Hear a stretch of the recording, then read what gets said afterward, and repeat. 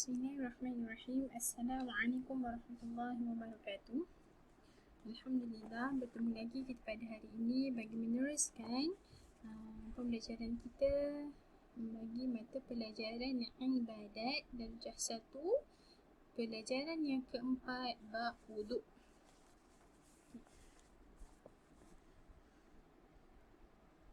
Pengertian wuduk.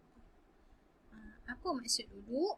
Wuduk ialah membasuh anggota tertentu menggunakan air mutlak berserta dengan niat untuk mengangkat hadas kecil. Wuduk maksud apa? Basuh anggota yang tertentu guna apa? Guna air mutlak. Kena dengan apa? Mesti ada niat. Kenapa niat kena sebutkan? Untuk mengangkat hadas kecil.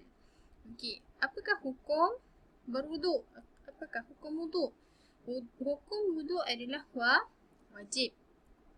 Wajib berwuduk bagi orang yang hendak melakukan ibadat yang mensyaratkan mesti ada wuduk.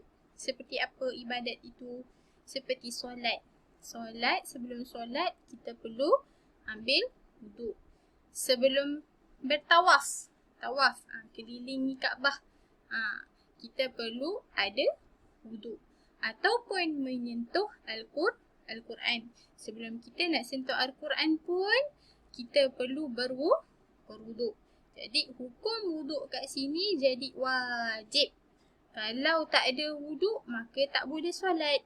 Kalau tak ada wuduk, tak boleh tawaf. Dan kalau tidak berwuduk, tak boleh sentuh Al-Quran. Okay. Dalil wuduk.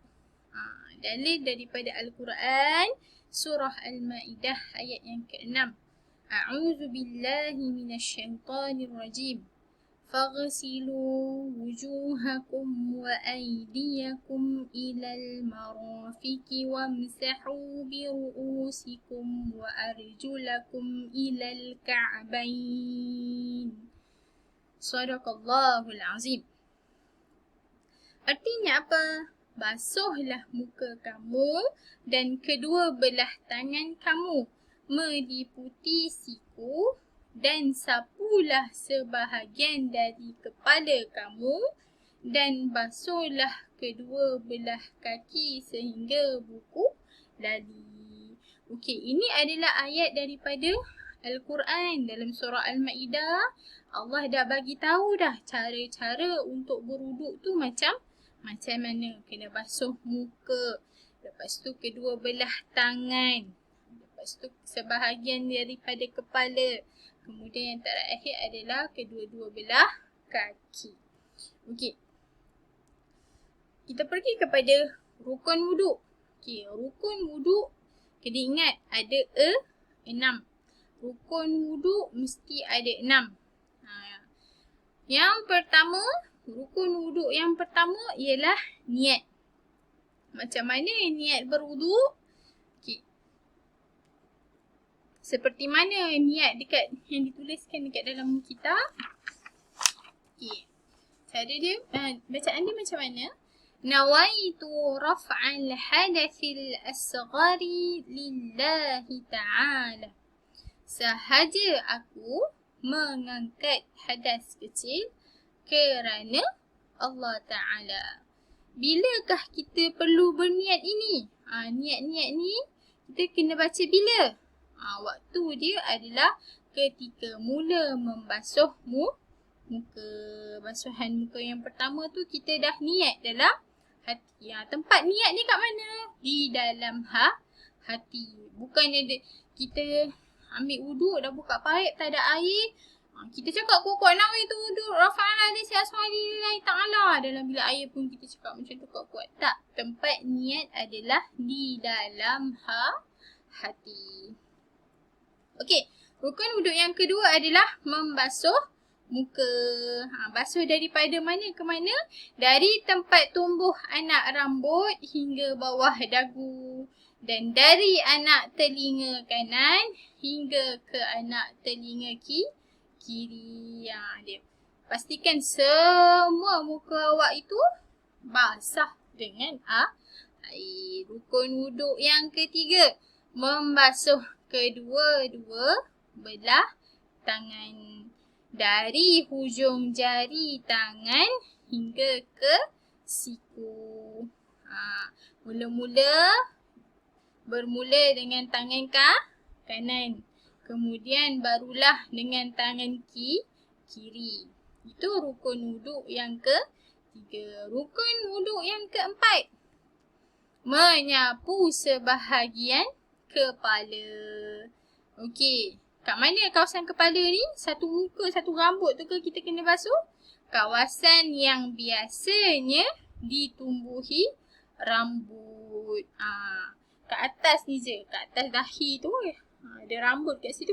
Jangan basuh dahi, tapi kena basuh dekat kawasan yang ditumbuhi rambut.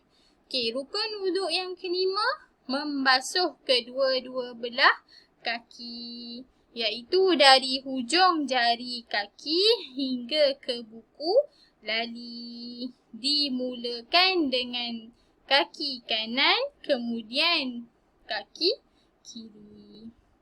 Dan rukun wuduk yang terakhir yang keenam ialah tertib. Apa maksud tertib? Mengikut susunan setiap rukun.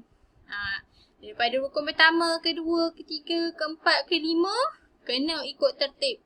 Tak boleh yang pertama tu awak tukar basuh tangan dulu, kemudian basuh muka. Tak boleh. Dia kena ikut tertib. Enam rukun wuduk ni awak perlu ingat dan hafal. Okey, seterusnya anggota wuduk.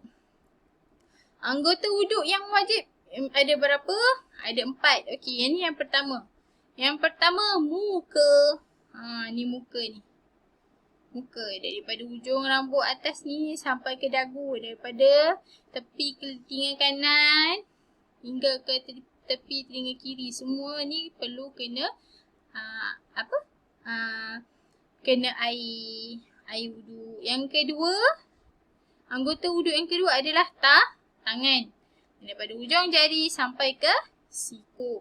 Dan yang ketiga, anggota wuduk yang ketiga adalah kepala. Ni kat atas dahi ni. Rambut ujung ni kena basuh. Dan yang terakhir anggota wuduk adalah kaki. Kedua-dua belah kaki.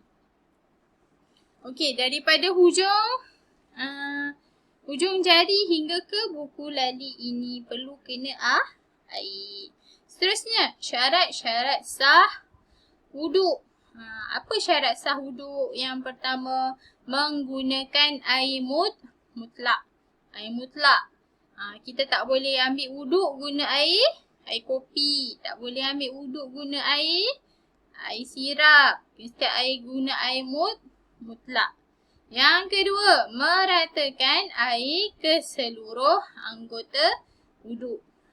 Ambil wuduk kena ratakan. Tak boleh lalu air je dekat atas anggota tu. Kena ratakan supaya air tu kena pada seluruh anggota yang untuk wuduk. Dan yang ketiga, yang terakhir ialah tiada sesuatu yang menghalang air daripada sampai ke anggota wuduk. Seperti contoh apa? Jari awak terkena apa? Terkena liquid paper, correction tape yang warna putih tu kan. Lepas tu kena apa lagi? Pen yang tak boleh hilang tu, kena hilangkan betul supaya air boleh sampai ke kulit. Sebelum nak berwuduk tu cek dulu tangan, cek dulu anggota-anggota wuduk. Kalau ada najis ataupun kotoran, bersihkan dulu sebelum niat untuk berwuduk. Okey, cukup sekadar itu sahaja. Selamat belajar. Wallahu ta'ala a'lam. Assalamualaikum warahmatullahi wabarakatuh.